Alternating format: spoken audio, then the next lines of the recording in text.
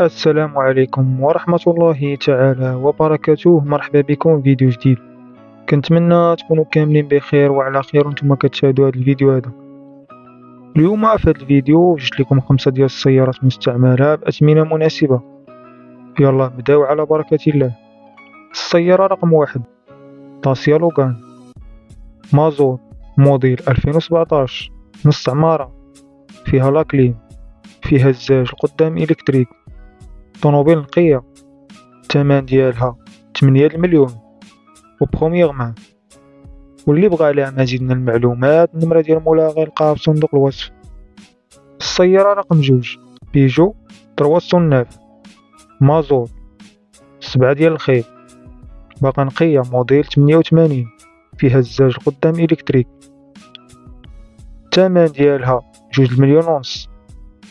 الطوموبيل بالنسبة اللي بغا يطلق يديه. اللي بغى عليها مزيد من المعلومات النمرة ديال مولاها غيلقاها في صندوق الوصف. السيارة رقم 3 تويوتا هيليكس موديل 2016، طوموبيل ديال الخدمة وباقا نقية.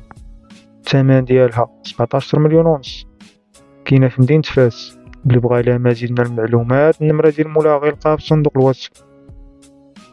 السيارة رقم 4 بيجو بارتنير مازوت موديل 2007 سونتراليزي، فيها الزاج إلكتريك، 7 ديال الخيل، طوموبيل نقية، تاهي ديال الخدمة، كاينة في مكناس.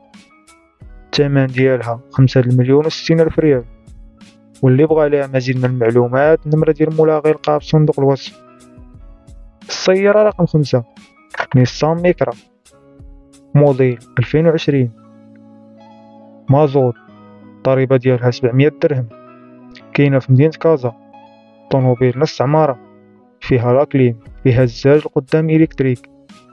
اللي بغى عليها مزيد من المعلومات النمرة ديال مولاها غيلقاها في صندوق الوصف.